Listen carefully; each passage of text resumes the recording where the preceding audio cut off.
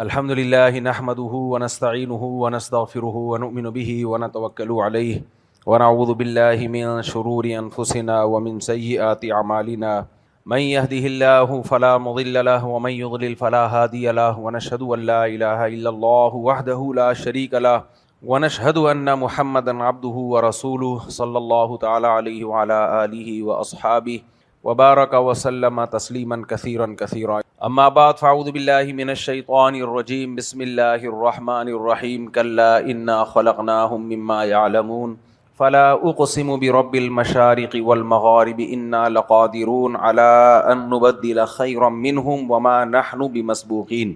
سورہ معارج کی ان آیتوں پہ درس چل رہا تھا کہ اللہ تعالیٰ ارشاد فرماتے ہیں ہم نے انسان کو جس چیز سے بنایا ہمیں معلوم ہے۔ اس پر کئی ہفتے میں نے بات کی کہ انسان کو اس کی اوقات بتائی جا رہی ہے ان آیتوں میں کہ تمہیں ہم نے پانی کے قطرے سے بنایا ہے، اور اوقات وہاں یاد دلائی جاتی ہے جہاں انسان اوقات بھول جاتا ہے۔ اس کی میں کئی بار مثالیں دے چکا ہوں کہ ایک شخص پہ آپ نے احسان کیا، وہ آپ ہی کے سامنے آنکھیں دکھانے لگے تو پھر اوقات یاد دلائی جاتی ہے، بھائی تو سائیکل پہ ہوتا تھا، ابے ہمیں یاد ہے تیرے پاس کھانے کو روٹی نہیں ہوتی تھی اور تو آج ہماری آنکھوں میں آنکھیں ڈال کے بات کر رہا ہے۔ تو اللہ تعالیٰ بھی انسان کو اس کی اوقات یاد دلاتے ہیں کہ تم پانی کا قطرہ تھے، ماضی میں دیکھو کچھ سال پہلے تک غلیظ پانی تھے، اس پانی میں کیسے جان ڈال کے ہم نے تمہیں انسان بنا دیا، اور انسان بنایا، اب تم اپنی اوقات بھول گئے ہو۔ کیسے بھول گیا انسان اپنی اوقات؟ انسان کی نظر میں سب سے کم ویلیو اللہ کی بات کی ہے۔ دیکھو رسول جو بات کرتے ہیں وہ تو اپنی نہیں نا، وہ تو اللہ کا پیغام پہنچاتے ہیں، تو اس لیے اللہ رسول کی بات وہ اللہ ہی کی بات ہے۔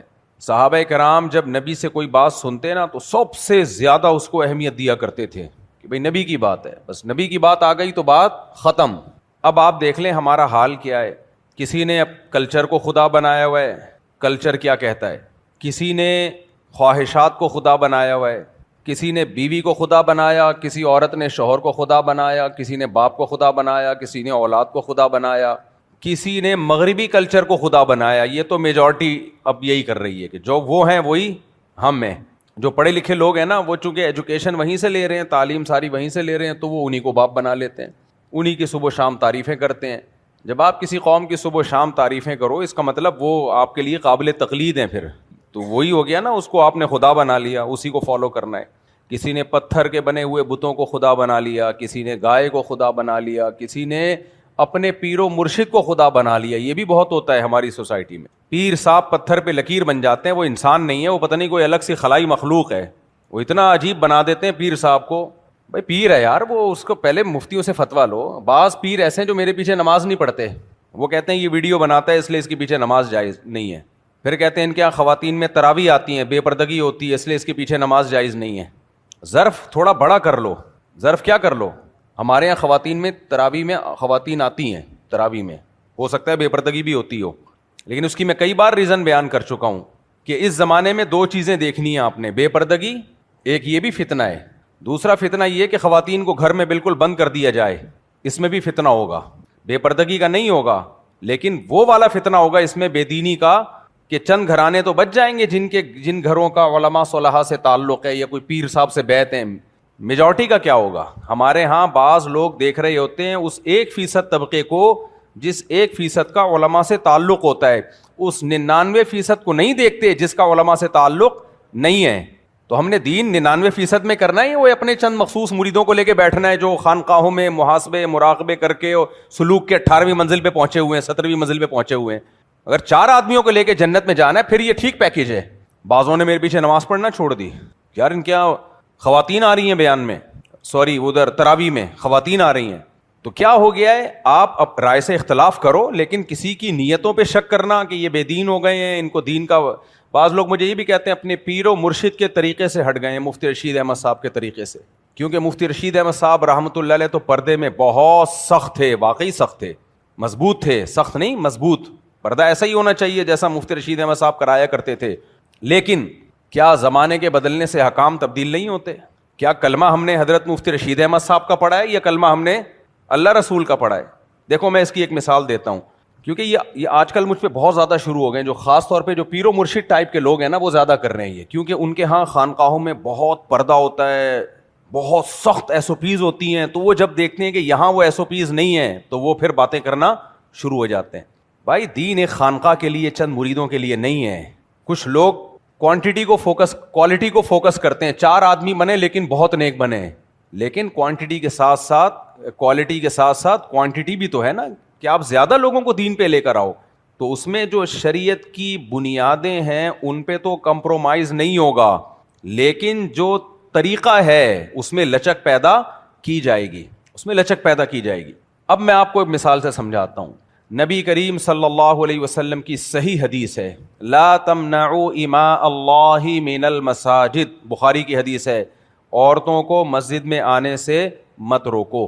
یہ حدیث ہے نبی صلی اللہ علیہ وسلم کی. آپ مجھے بتاؤ, میں ان لوگوں سے پوچھتا ہوں, ایک تو علماء اختلاف کرتے ہیں نا, وہ کہہ سکتے ہیں بھائی اس کی رائے ٹھیک نہیں ہے, اختلاف 100 دفعہ کیا جائے گا, ہم کیا, ہماری حیثیت کیا. ایک ہے نیتوں پہ شک کرنا کہ یہ بے دین ہو گئے ہیں, انہوں نے عورتوں کو آنے کی اجازت دے دی ہے, ان کا اب دین سے تعلق نہیں رہا ہے, یہ مفتی رشید احمد صاحب کے طریقے سے ہٹ چکے ہیں, یہ چونکہ مشہور ہو گئے ہیں, مشہور ہونے کے بعد اوقات بھول گئے ہیں, یہ اعتراض ہو, تبھی تو کوئی میرے پیچھے نماز پڑھنا چھوڑے گا.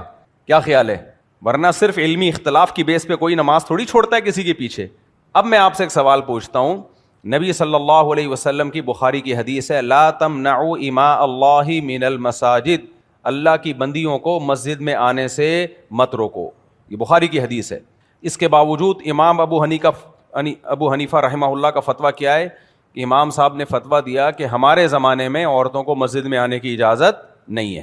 تو کیا ہم امام حنیفہ سے بدگمان ہوئے ہیں کہ بھائی انہوں نے حدیث کی مخالفت کر دی؟ انہوں نے کہا کہ زمانے کے احکام, کچھ احکام ایسے ہوتے ہیں شریعت میں, سب احکام نہیں, کہ وہ زمانے کی وجہ سے تبدیل ہو سکتے. انہوں نے دیکھا کہ جب اس زمانے میں عورتیں وہ والا پردہ نہیں کر رہی جیسے پردہ کرنے کا حکم ہے اور فتنے کا اندیشہ ہے, تو انہوں نے فتویٰ یہی دیا کہ منع کیا جائے گا خواتین کو. صرف امام صاحب اکیلے نہیں, اور بھی بہت سارے مجتہدین ہیں.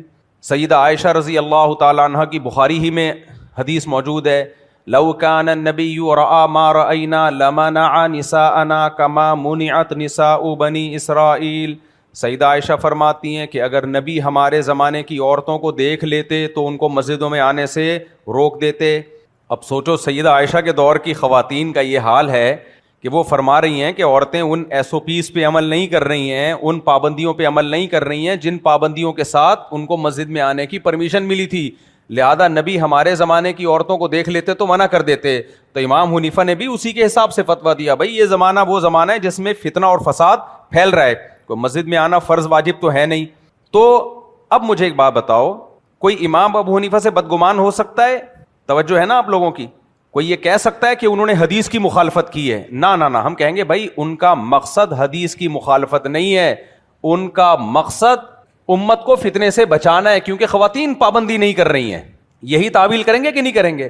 اب اگر اس دور میں کوئی امام حنیفہ کے پیچھے نماز پڑھنا چھوڑ دے, کیا بھائی حدیث میں تو آتا ہے آئیں, اور یہ کہہ رہے ہیں کہ نہیں آئے, تو ہم یہ کہیں گے کہ ان مولوی صاحب کا ظرف بہت چھوٹا ہے. امام شافعی نے حکم دیا کہ آئیں گی مسجد میں, یعنی اجازت ہے آنے کی. امام حنیفہ نے کہا اجازت نہیں ہے. دونوں کے بارے میں ہمارا ظرف چھوٹا ہے یا بڑا ہے؟ بولو نا. یہ میں کچھ دینداروں کو کچھ چیزیں سکھا رہا ہوں, یہ سمجھیں. کہیں گے بھائی دونوں کا ظرف, دونوں کی نیت ٹھیک ہے. ایک نے اس پہلو کو دیکھا کہ آنے میں فتنہ زیادہ ہے, ایک نے اس پہلو کو دیکھا کہ بھائی فتنہ ہے یا نہیں ہے, یہ ان کا ہیڈیک ہے. نبی نے جب اجازت دی تو ہم دونوں سے کیا ہیں؟ کسی کی نیت پہ شک کرتے ہیں ہم؟ یا حنفیوں نے فتویٰ دیا ہو کہ امام شافعی کے پیچھے نماز جائز نہیں ہے, امام شافعی نے فتویٰ دیا ہو کہ جو ابو حنیفہ کو فالو کرتے ہیں ان کے پیچھے نماز جائز نہیں, ایسا کوئی فتویٰ دیا؟ نہیں دیا. وجہ کیا ہے بھائی؟ دونوں کی کوئی نہ کوئی لاجک بنتی ہے. اب میں ایک بات کہہ رہا ہوں, خاص طور پہ جو فقہ حنفی سے تعلق رکھنے والے لوگ ہیں وہ میرے مخاطب ہیں اس وقت. ہمارے پاکستان میں جو زیادہ تر مشائخ اور پیر و مرشد ہیں تو حنفی ہیں نا, جو میرے پیچھے نماز نہیں پڑھتے ان سے بات کر رہا ہوں میں, جو مجھے کہتے ہیں کہ اس نے عورتوں کو اجازت دے دی, ویڈیو بنا رہا ہے, فلانا ڈمکانا. تو ان کا خیال یہ, جب ہم امام حنیفہ کے بارے میں ظرف بڑا رکھتے ہیں, حالانکہ ان کا قول بظاہر حدیث کے خلاف جا رہا ہے, تو میں نے اگر امام حنیفہ کے قول کے خلاف فتویٰ دے دیا, اور قول کے خلاف نہیں, یہ کہہ کے فتویٰ دے دیا کہ اگر امام ابو حنیفہ اس دور میں ہوتے تو وہ بھی خواتین کو اجازت دے دے کہ کم از کم تراویح میں اور جمعے میں آ جائیں, تو اس میں کون سی قیامت آ گئی بھائی؟ کیا خیال ہے؟ آپ کہہ سکتے ہو واہ بھائی واہ عجیب بات ہے, اس دور میں فتنہ ہو رہا ہے جب امام حنیفہ کا دور ہے, اور یہ 15ویں صدی جس میں خواتین پردے کا نام و نشان نہیں ہے, جنازے میں بھی بیوٹی پارلر سے تیار ہو کے جا رہی ہیں. خواتین کسی کا جنازہ ہونا اس میں بھی بن ٹھن کے جا رہی ہوتی ہیں, رونے میں بھی احتیاط کر رہی ہوتی ہیں وغیرہ وغیرہ. میں زیادہ خواتین کے لوگ میری میمز بننا شروع ہو جاتی ہیں. سیٹنگیں ہو رہی ہیں کماری لڑکیوں کی لڑکوں کی جنازوں میں, تو کیا مسجدوں میں نہیں ہوں گی یہ سیٹنگیں؟ تو یہ کیسا فتویٰ مولوی طارق مسعود دے رہا ہے کہ تراویح اور جمعے کی نماز میں خواتین کو آنے کی پرمیشن ہے. جمعے کی نماز میں اس لیے کہ بیان ہوتا ہے, ایک شاعر اسلام میں سے جمعہ, اور تراویح میں اس لیے کہ قرآن سن لیتی ہیں اس بہانے, 20 رکعت تراویح پڑھ لیتی ہیں, اس کے بعد درس قرآن میں شریک ہو جاتی ہیں. تو آپ کہہ سکتے ہیں کہ جی نبی کے دور, جب ابو حنیفہ رحمہ اللہ تعالیٰ کے دور میں فتنے کا اندیشہ تھا, تو اب تو یہ اندیشہ کم ہونے کے بجائے بڑھ گیا ہے. یہ اشکال بنتا ہے. تو اس اشکال کا میں جواب کئی بار دے چکا ہوں. دیکھو اس زمانے میں جو فتنہ ہے نا, بے پردگی کی وجہ سے ہونے والے فتنے کا اندیشہ تو بڑھ گیا ہے, لیکن ایک اور فتنے کا اندیشہ نہ آنے میں اور زیادہ بڑھ گیا ہے. وہ دین سے ہی گئی, الحاد, کفر, خدا کا انکار. مسجد سے اگر ان کا رشتہ نہیں ہوگا, چند عورتیں تو پیر و مرشد سے بیعت ہو جاتی ہیں, 99% بیعت ہوتی ہیں. کسی علاقے میں کوئی بزرگ رہتے ہوں, کتنی عورتوں کا ان سے تعلق ہے اس علاقے کی؟ لاکھوں میں 4 عورتوں کا ہوگا. باقیوں کے لیے کیا پیکیج ہے آپ کے پاس؟ کیا ان کو جہنم میں پھینک دیں ہم؟ ان کا ایمان بچانے کے لیے ضروری ہے کہ ان کا محلے کی مسجد سے رشتہ بولو قائم رہے. تو ابھی 2 فتنوں میں سے بڑے فتنے کو دیکھا جائے گا. ایک بے پردگی کا فتنہ ہے, اور ایک کفر اور الحاد کا فتنہ ہے. خاص طور پہ باہر ملکوں میں تو اگر خواتین کا مسجد سے لنک نہیں ہے, ایمان سے گئیں وہ, کیونکہ وہ جاب کر رہی ہیں, وہ جا رہی ہیں دفتروں میں, ہر طرف. اگر آپ عورت کو مسجد سے رشتہ کاٹ دو گے, میں علماء صلحاء کے گھروں کی عورتوں کی بات نہیں کر رہا, وہ تو سن لیتی ہیں, اپنے گھروں میں سن لیتی ہیں, بیشتی زیور پڑھ لیتی ہیں, لیکن وہ کتنی فیصد ہیں بھائی, کتنے فیصد ہیں وہ؟ تو 99% عورتوں کے لیے کیا پیکیج ہے بھائی؟ جب امام حنیفہ کا دور تھا نا, وہ اسلامی حکومتیں تھیں, اسلامی سلطنتیں تھیں, وہاں عورت کو بے پردہ ہو کے نکلنے کی کہیں بھی اجازت تھی نہیں. اب اسلامی حکومتیں نہیں ہیں.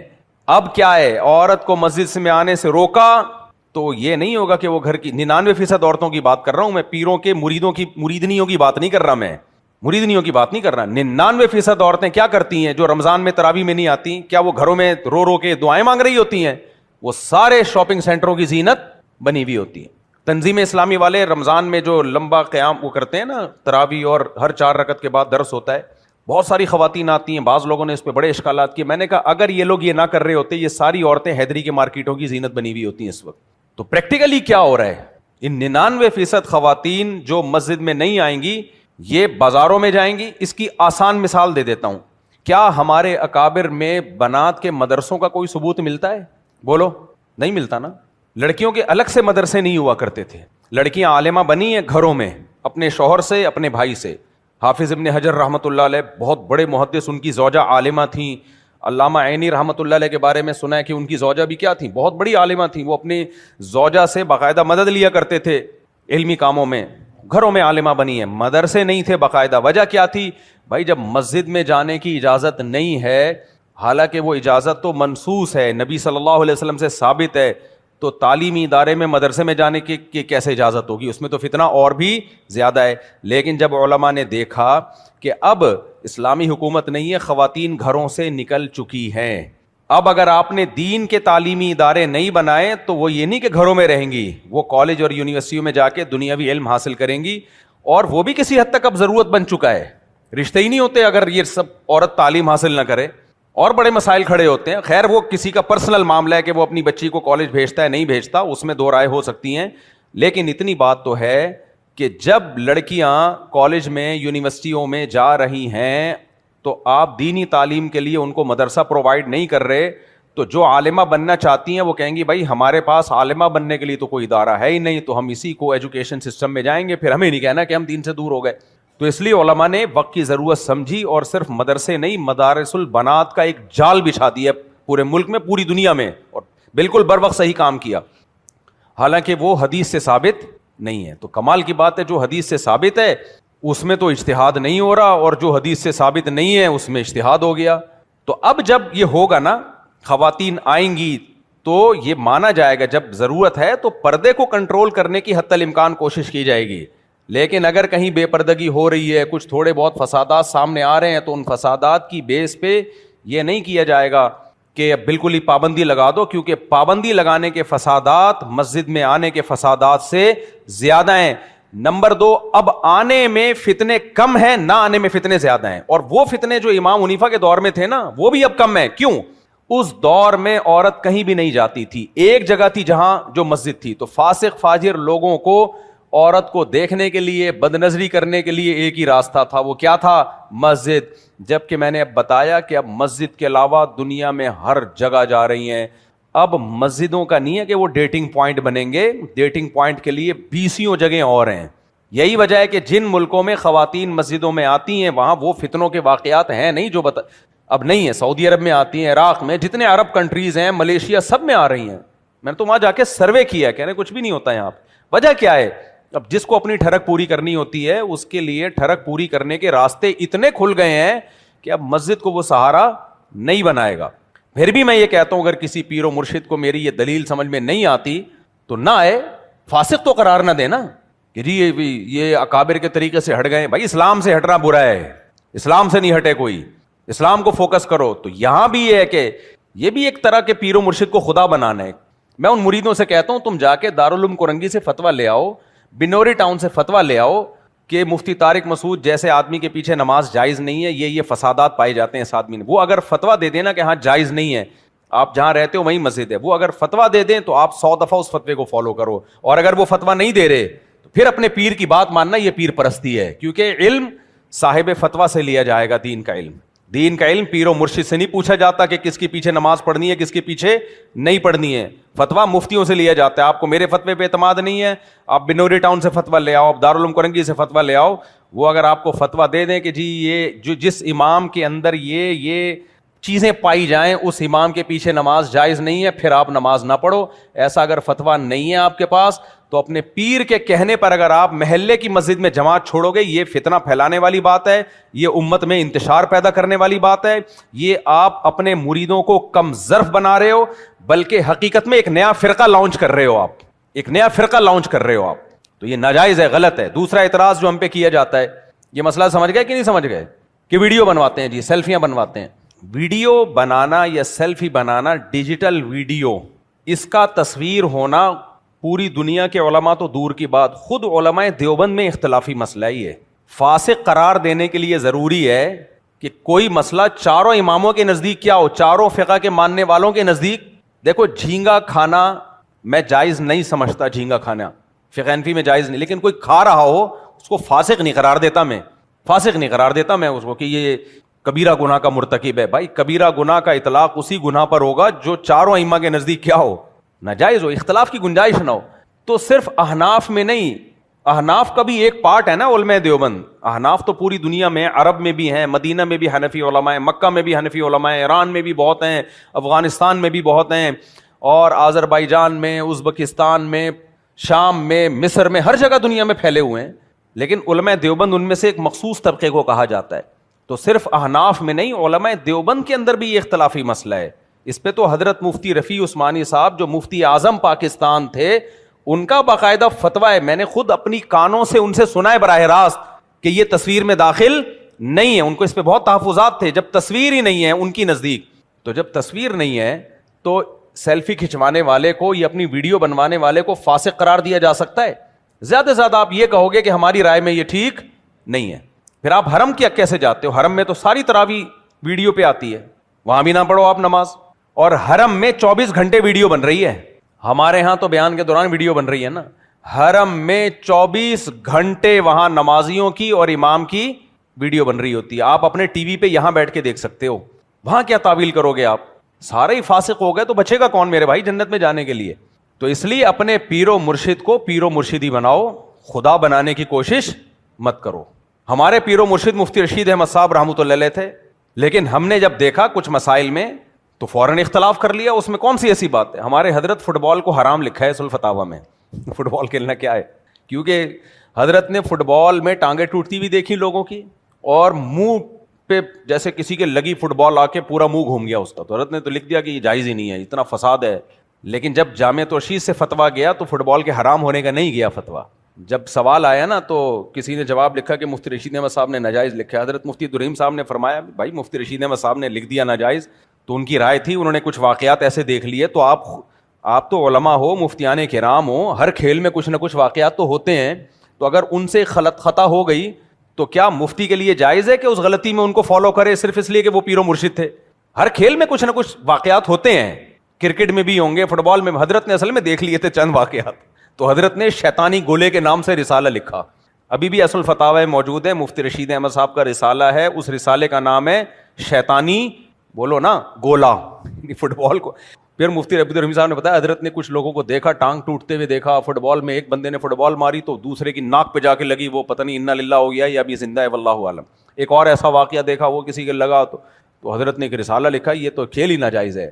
لیکن کسی نے لکھ دیا نا، حضرت نے لکھ دیا، اخلاص سے لکھا. لیکن بعد والے علماء پھر کہتے ہیں حضرت نے لکھ دیا تو اب یہ لکھا ہوا کوئی پتھر پہ لکیر نہیں بن گیا ہے. تو ہر کھیل میں کچھ نہ کچھ ہوتے ہیں. زیادہ تر اگر اسی طرح ہی ہو رہا ہے، جب بھی کھیلو ہر دوسرے دن کوئی واقعہ ہو رہا ہے تو کہا جائے گا یہ ناجائز ہے، لیکن ایسا ہوتا نہیں ہے. تو ہم بھی تو مفتی رشید احمد صاحب رحمۃ اللہ علیہ کو اپنا پیر و مرشد مانتے تھے، ہم نے تو ایسا نہیں کیا. ہم نے دیکھا ہمارے حضرت نے ہمیں یہ بات سکھائی کہ شریعت سب سے پہلے ہے، اسی بیس پہ تو ہم نے پیر بنایا ان کو اپنا. یار یہ شریعت کو سپیریئر رکھتے ہیں. مجھے یاد ہے ایک حضرت کے مرید تھے، ابھی ان کا انتقال ہو گیا. ایک دن کہنے لگے، کسی نے حضرت سے آ کے پوچھا کہ حضرت میرے والدین مان نہیں رہے، میں داڑھی رکھنا چاہتا ہوں، یہ ہے وہ ہے فلانا ڈمکانا، اس طرح کی کوئی بات کی.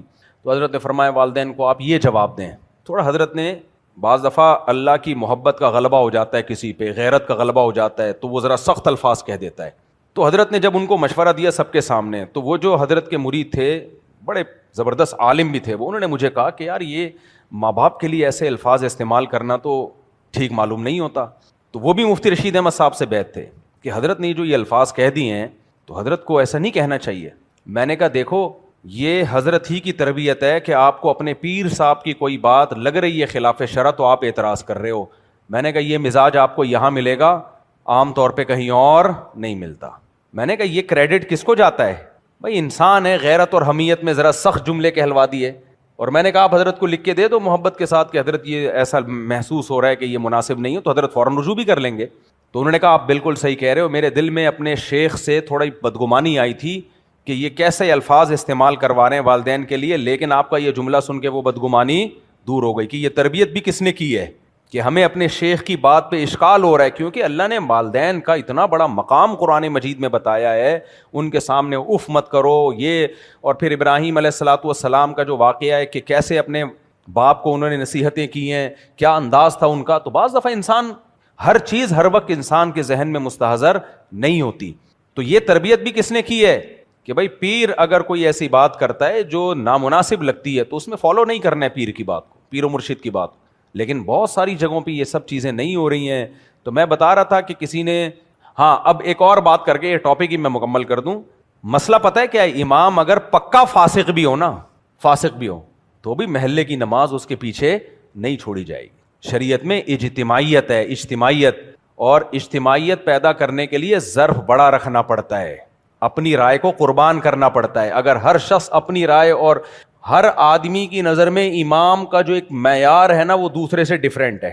ہر شخص کی نظر میں کسی کو ایسا امام پسند نہیں، کسی کو ویسا امام پسند نہیں. اگر اپنی پسند ناپسند پہ امام تبدیل ہونا شروع ہو جائیں تو جماعت کی نماز کا جو فلسفہ ہے کہ سب مسلمان کالے گورے سفید سارے کھڑے ہو کے مسجدوں میں ایک صف میں کھڑے ہو جائیں، یہ حکمت فوت ہو جائے گی کہ نہیں ہو جائے گی فوت؟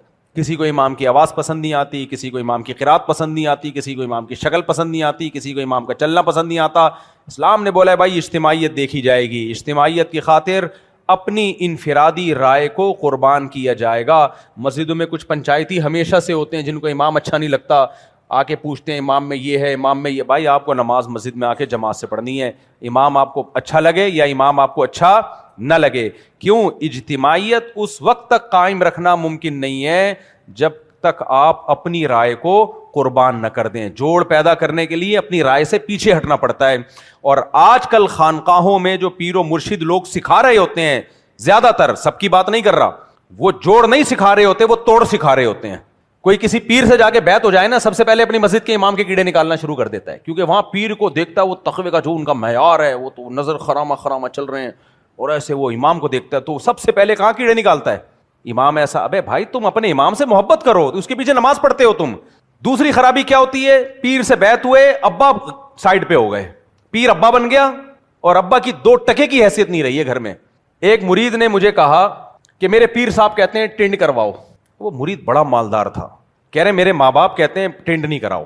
میرے والدین کیا کہتے ہیں, مالدار گھروں میں بچے ٹنڈے پنڈے ان کو اچھے, غریب آدمی تو ٹنڈ ہو یا نہ ہو, ان کو پرسنالٹی کی ظاہر ہے بیچاروں کے پیسہ نہیں ہے تو لباس نہیں ہے تو گاڑی نہیں ہے, وہ بیچارے جگی میں. لیکن جو جتنا مال آتا ہے نا تو انسان کا لیونگ اسٹینڈرڈ اسی حساب سے بول لو یار بڑھتا ہے. مثال کے طور پر ایک مثال دیتا ہوں, ہمارے حضرت سے ایک صاحب بیعت ہوئے آ کے, بعد میں شہید ہو گئے, ظالموں نے شہید کر دیا ان کو, اللہ ان کی شہادت قبول کرے.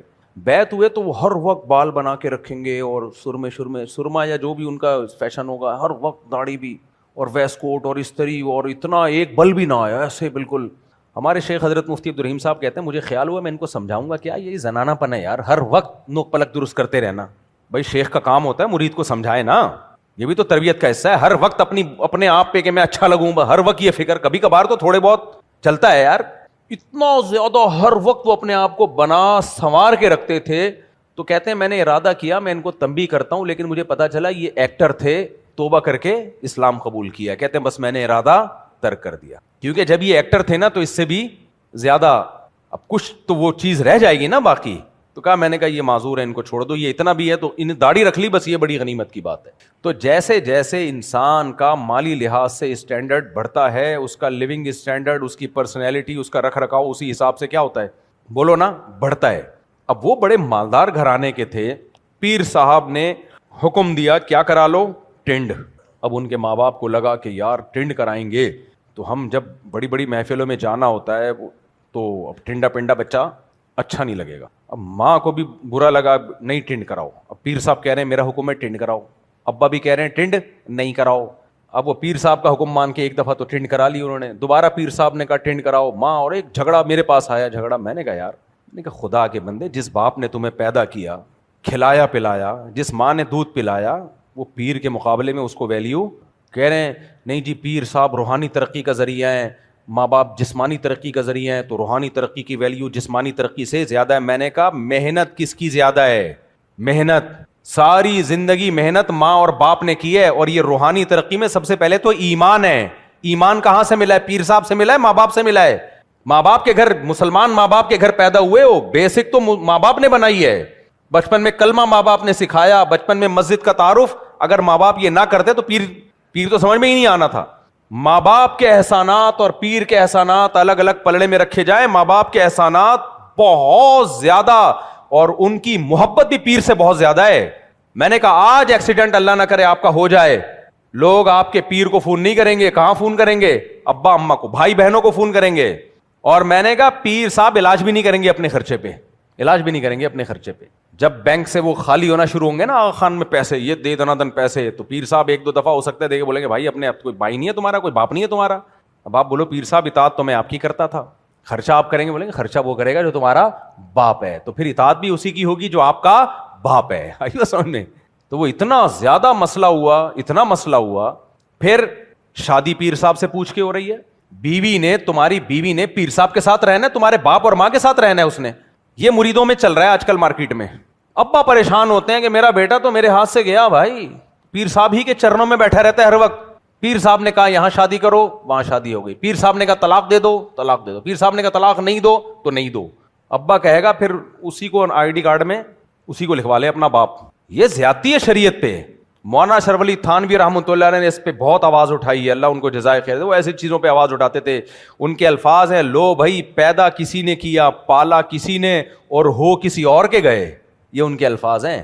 پیدا کسی نے کیا, پالا کسی نے, اور ہو کسی اور. آپ اپنے ابا اماں کے سب سے پہلے ہو, باقی سب بعد میں ہیں. ہاں جن چیزوں کا تربیت سے تعلق ہے, شریعت سے تعلق ہے, اصلاح سے تعلق ہے, اس میں پیر صاحب کو فالو کیا جائے گا.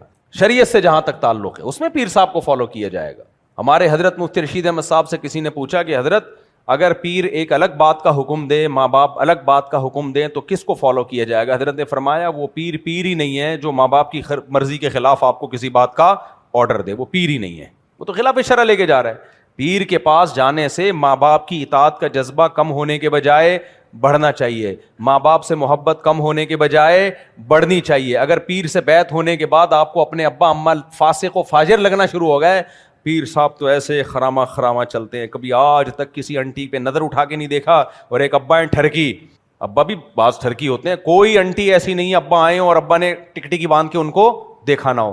اگر پیر صاحب کے پاس بیٹھ کے ابا اور اماں سے بدگمانیاں پیدا ہو رہی ہیں, محبت بڑھنے کے بجائے کم ہو رہی ہے, اس پیر سے فوراً تعلق ختم کر دو, کیونکہ اسلام حکم دیتا ہے کہ آپ کے دل میں سب سے زیادہ جگہ اپنی ماں اور اپنے باپ کی ہونی چاہیے. اپنی ماں اور اپنے باپ کی جگہ سب سے زیادہ ہونی چاہیے. پیر سے تعلق کے بعد مجھے یاد ہے میں جب اپنے شیخ سے بیعت ہوا تو میرے دل میں اپنے باپ کی محبت بڑی ہے, حالانکہ ہمارے ابا کا تقویٰ کا معیار وہ نہیں تھا جو مفتی رشید احمد صاحب کا معیار تھا, لیکن ہمیں تعلق کے بعد اپنے ابا کی ویلیو بڑھنا شروع ہو گئی. کیوں؟ ہم نے اپنے شیخ کو دیکھا, اپنے استاذوں کو دیکھا, یار وہ اپنے باپ کو اتنی ویلیو دیتے ہیں, حالانکہ ان کے والدین بےچارے عالم بھی نہیں تھے, کوتاہیاں بھی تھی ہوں گی ان میں. تو یہ جو ہے نا غیر اللہ کو خدا بنانا, اس میں بتوں کو بھی خدا بنایا جاتا ہے, کلچر کو بھی خدا بنایا جاتا ہے. مغربی گورے کو تو بہت سے لوگوں نے باپ بنا کے باپ سے بھی آگے کی چیز بنا لی ہے. ہمارا جو پڑھا لکھا طبقہ ہے وہ ان کے فادر, ان کے پیرنٹس کون ہیں؟ انگریز ہے. جو لبرل طبقہ ہے نا ہمارا, ان کے تو فادر ہی وہی, ان کا باپ ہی وہی ہے. ان کے بس نہیں چل رہا کہ ہم کیا کریں, یعنی ابھی میں زیادہ ڈیٹیل میں نہیں جاتا, وہ کوشش کر رہے ہیں کہ ہم سارا انہی کو فالو کریں. تو میں ان سے کہتا ہوں کم بختوں پورا فالو کرو, آدھا آدھا نہ کرو.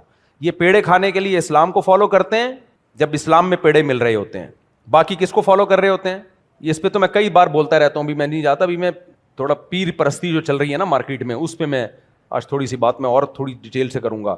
تو جس پیر کے پاس بیٹھنے سے 3 خرابیاں آ رہی ہیں نا, تو ایک خرابی تو یہ ہو گئی ماں باپ کی ویلیو بڑھنے کے بجائے کم. نمبر 2, مسجد کا امام برا لگنا شروع ہو گیا, کیونکہ امام کا وہ لیول ہوتا نہیں بیچارے کا نا, وہ اتنے خلافتیں تھوڑی ملی ہوئی ہوتی ہیں اس کو, وہ خرامہ چل رہا ہے.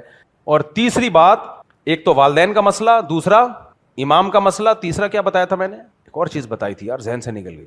ہاں, تیسرا یہ کہ علماء کے بارے میں ظرف چھوٹا ہو رہا ہو بڑھنے کے بجائے, ایک مخصوص ذہنیت کے ساتھ. مخصوص مفتی رشید احمد صاحب تو اس کے بھی بہت خلاف تھے کہ یہ جو خانقاہوں میں مخصوص ٹوپیاں اور مخصوص کرتے, جو پیر صاحب نے ٹوپی پہنی ہے وہی ٹوپی آپ, جو پیر صاحب نے پاجامہ جس ٹائپ کا پہنا ہے وہی پاجامہ آپ کا, پیر صاحب نے جو کرتا پہنا ہوا ہے وہی کرتا آپ کا. یہ بھی دھڑے بندی ہے بھائی, جیسے سب مسلمان رہتے ہیں ایسے ہی رہو نا, ایک الگ سے کیوں اسٹائل بنایا ہوا ہے؟ ہمارے حضرت مفتی رشید احمد صاحب کی پگڑی کا یہ اسٹائل نہیں تھا, سمجھ میں آ رہی ہے بات؟ ہمارا پگڑی کا یہ, مفتی رشید احمد صاحب کے بال اتنے بڑے, بولو نا ہم ان سے بیعت تھے باقاعدہ صحیح طریقے سے, جسے پراپر مرید بولتے ہیں. 8 سال تو بالکل چپک کے ان کے ساتھ رہے ہیں, لیکن ہم نے بڑے بڑے بال رکھے, بلکہ ہم نے ٹنڈ کرائی, ان کے بال تھے, اور جب بال رکھے تو ان سے بھی بڑے رکھ لیے. ہر چیز میں الٹے چل رہے ہیں کہ نہیں چل رہے؟ کوئی بات نہیں یار, پیر اس لیے تھوڑی بنایا جاتا ہے. میرے شیخ ہیں حضرت مفتی عبدالرحیم صاحب, اللہ ان کی عمر میں برکت دے, تو ان کا ایک شاگرد ہے. اب میرے شیخ جو مفتی عبدالرحیم صاحب ہیں, ان کی عادت ہے سفید کرتا پہننا, دیکھا ہوگا آپ نے, زیادہ تر سفید کرتا پہنتے ہیں اور رومال بھی رکھتے ہیں. تو ان کے ایک شاگرد نے بھی یہی شروع کر دیا, سفید کرتا اور ہر وقت رومال. انہوں نے اس کو بلا کے ڈانٹا, تو ابھی جوان آدمی ہے, تیری کھیلنے کودنے کی عمر ہے, کیا پیر بن کے بیٹھ گیا تو ابھی؟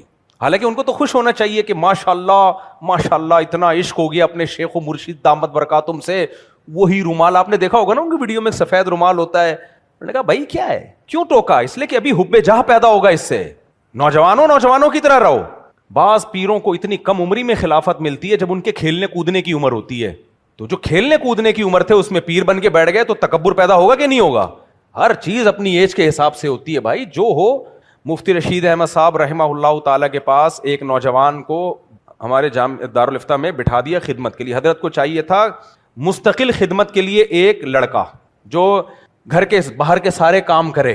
تو حضرت, مجھے یاد ہے وہ دن, اب حضرت تو بہت سخت وقت کے پابند تھے نا مفتی رشید احمد صاحب رحمۃ اللہ علیہ, وہ گھڑی کو دیکھتے تھے یہ دیکھنے کے لیے کہ یہ ٹائم صحیح بتا رہی ہے کہ نہیں بتا رہی. نہیں, یہ سمجھنا بہت مشکل, ڈیفیکلٹ بھائی. ان کا ٹائم تھا جیسے 10:30 بجے دفتر میں آفس میں تشریف لانے کا, تو دفتر میں آتے ہی وہ گھڑی دیکھتے تھے. ایک دن ہم سے پوچھا, میں نیا آیا تھا, کہتے ہیں نا نواں آیا ہے سونیا, پنجابی میں کہتے ہیں نا الٹی باتیں. جو نواں آتا تھا نا سونیا, وہ پتہ ہے چند غلطیاں کرتا تھا جس سے ہم پکڑ لیتے تھے کہ نواں آیا سونیا. ایک واش روم سے باہر آ کے لائٹ نہیں بند کرتا تھا, وہ ہمیں پتہ چل جاتا تھا یہ کیا ہے, مدرسے میں نواں آیا ہے یہ. دوسرا گملے میں تھوکتا تھا, ایسے بلغم جمع کر کے پھڑاک کر کے گملے میں. ہم ہنستے تھے, ہم نے کہا نیا آیا ہے, کیونکہ ہمیں یہ حرکتیں وہاں ایسے تھی جیسے کفر, کہ گملے میں تھوک دیا. بھائی کیا کر رہا ہے, پاگل کا بچہ ہے, گدھا ہے تو, تھوکنے کی یہ جگہ ہے؟ اب عادت تو ہوتی ہے نا. ٹافی کھائی, پنی اٹھا کے یوں پھینک دی. یہ ہمارے ہاں دارالفتہ میں یہ کیا سمجھا جاتا تھا؟ کفر. کفر بھی بواح, جس میں کوئی تعویل ہے ہی نہیں. یعنی بہت عجیب لگتا تھا کہ بھئی کر کیا رہا ہے یہ. مفتی رشید احمد صاحب بہت ڈسپلن کے, نظم کے, صفائی کے بہت سخت پابند تھے. وہ بھائی اتنے پابند تھے, 8 سال میں نے ان کے پاؤں کے تلوے پہ کوئی میل کا نشان نہیں دیکھا. سردے میں جاتے تھے تلوا تو نظر آتا تھا نا, تو اندازہ لگاؤ کیا صفائی اور کیا ستھرائی, اور باڈی بھی بڑی فٹ فاٹ تھی. امام 2-3 انہوں نے اس لیے نکال دیا کہ بھاری جسم کے, موٹے تھے وہ. حضرت فرماتے ہیں مجھے موٹا امام نہیں چاہیے, مجھے وحشت ہوتی ہے. تو مجھے امامت کے لیے رکھا اس لیے تھا, میں نائب امام تھا اور مولانا سلطان صاحب وہ اصل امام تھے, دونوں باریک تھے. فرمایا امام پتلا ہوگا, رکوع میں جا کے رکوع سے اٹھے گا, فرمایا یہ جو بھاری بھاری ہوتے ہیں مجھے بہت وحشت سی ہوتی ہے. یعنی طبیعت کی ایک نفاست کی بات کر رہا ہوں, یہ نہیں کہ جو موٹا امام ہے اس کو نکال دو آپ, لیکن وہ کہتے تھے کہ جب یہ رکوع ہے مجھے وحشت ہوتی ہے, مجھے دبلا پتلا آدمی چاہیے امامت کے لیے. کیا چاہیے؟ بہت ان کو وحشت ہوتی تھی موٹا امام یا موٹا. ایک مولوی صاحب کندھے پہ رومال رکھ کے نا منہ میں ایسے رکھ کے جا رہے تھے, حضرت نے ان کو دیکھا ہے, اتنی سخت تنبیہ کیا, فرمائے کیا پرسنالٹی کی واٹ لگا رہے ہو اپنی, یہ کون سا ہے کہیں جانے کا. تھے مولوی, ٹھیٹھ مولوی, لیکن خاندانی تھے اور بڑے بزرگوں کی صحبت اٹھائی تھی. وہیں جا کے تمہیں پتہ چلا یار از کالڈ بزرگ, اس طرح کے لوگوں کو کیا کہا جاتا ہے, ڈسپلن ہے. اور اتنی طبیعت میں نفاست, اتنے گملے پھولوں کے گھر میں بھی, گھر سے باہر بھی, اور پودوں کو پانی دیتے تھے خود سے روزانہ ڈیلی, صفائی ستھرائی. ایک طالب علم کی ٹوپی رہ گئی تھی اندر, حضرت ایسے لے کر آئے ہیں اتنی, اور تھوڑی سی گندگی کو حضرت جو بیان کرتے تھے نا, لوگ سمجھتے تھے شاید یہاں گٹر ابل رہے ہیں, جا کے دیکھتے کچھ بھی نہیں ہے, لیکن وہ حضرت کی نظر میں بہت بڑی گندگی ہوتی تھی. تو اتنا ڈسپلن. تو جب دفتر میں آ کے گھڑی دیکھتے, ہم نئے آئے تھے سونی ہیں, ہمیں نہیں پتا تھا. حضرت فرمایا بتاؤ میں گھڑی کیوں دیکھتا ہوں. ہم لوگوں نے تو بولا بھائی اس لیے کہ ٹائم پہ آئے کہ نہیں ہے. فرمایا اس لیے کہ گھڑی صحیح ٹائم بتا رہی ہے کہ نہیں بتا رہی. میں ٹائم پہ آیا ہوں یہ دیکھنے کے لیے گھڑی صحیح ٹائم بتا رہی ہے کہ نہیں بتا رہی. اب آپ بتاؤ جو اتنے ڈسپلن کے پابند ہوں اور وغیرہ وغیرہ, تو اب ان کو ملازمت کے لیے بندہ چاہیے تھا, تو ایک نوجوان لڑکا دے دیا گیا کہ بھئی یہ خدمت کرے گا. اب حضرت تو گھر میں اپنے علمی کام میں مشغول ہیں, وہ کرسی پہ بیٹھا رہتا تھا.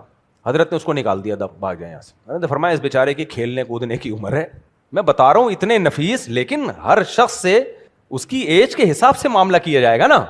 فرمایا اس کی کھیلنے کودنے کی عمر ہے, اس بیچارے کو یہاں لا کے باؤنڈ کر دیا, 6 گھنٹے بیٹھا رہتا ہے ایسے بت بن کے. یہ اس کو بولا جاؤ باہر کے لیے, یہ والی جاب اس کے لیے سوٹیبل نہیں ہے. تو ہر شخص کی ایک ایج ہوتی ہے, عمر ہوتی ہے, اس کے بعد آہستہ آہستہ خود بخود وقار آنا شروع ہوتا ہے. بعض پیر و مرشد ایسے ہیں, میں کہتا ہوں تمہاری کھیلنے کودنے کی عمر ہے, بھاگو دوڑو, گھڑ سواری کرو, شادیاں کرو. فی الحال فوکس کس کو کرو, خیر یہ ایڈ اضافی کر دیا, شادیاں ہر عمر میں کرو, اس کے لیے عمر کی کوئی قید نہیں ہے. اس پہ پھر میں تفصیل سے انشاءاللہ. یہ شادیوں پہ بھی بعض پیروں نے اپنے مریدوں سے خلافتیں سلب کی ہیں کہ بیوی کا دل دکھا رہا ہے. شریعت کو سپیریئر رکھو میرے بھائی, شریعت کو کیا رکھو. اللہ نے جو دوسری شادی کی اجازت دی اس میں ایک شرط لگائی ہے کہ 2 بیویوں کے درمیان عدل کر سکتا ہے کہ نہیں کر سکتا. اس میں یہ شرط نہیں ہے کہ تمہارے پیر صاحب اس سے خوش ہوں گے یا ناراض ہوں گے. اس میں پیر کو ویلیو دینا ہی غلط ہے, پیر کا کام نہیں ہے یہ. آپ اپنے خرچے پہ کر رہے ہو, جسم آپ کا, خواہش آپ کی. پیر صاحب ناراض ہوتے ہیں کوئی بات نہیں ہے. حضرت السلام علیکم, میرے پیر صاحب بھی تو ناراض ہوتے تھے, لیکن مجھ سے اس سینس میں ناراض نہیں ہوئے کہ شریعت کے خلاف. ان کی رائے یہ تھی کہ نہیں کرنی چاہیے, لیکن مجھے صاف بول دیا بھائی کرنی تو نہیں چاہیے, لیکن اب شریعت نے اجازت دی, میں روکنے کی اتھارٹی میرے پاس نہیں ہے. آپ کریں گے میں ناراض نہیں ہو سکتا, مجھے شریعت نے اجازت نہیں ہے. ناراض اس سینس میں تھے کہ وہ یہ سمجھتے تھے کہ نہیں ہونی چاہیے, یہ آدمی دین کے کام نہیں کر پائے گا, جھگڑوں میں لگا رہے گا, پھڈوں میں لگا رہے گا, 2 بیویوں کے جھگڑے ہی نمٹاتا رہے گا.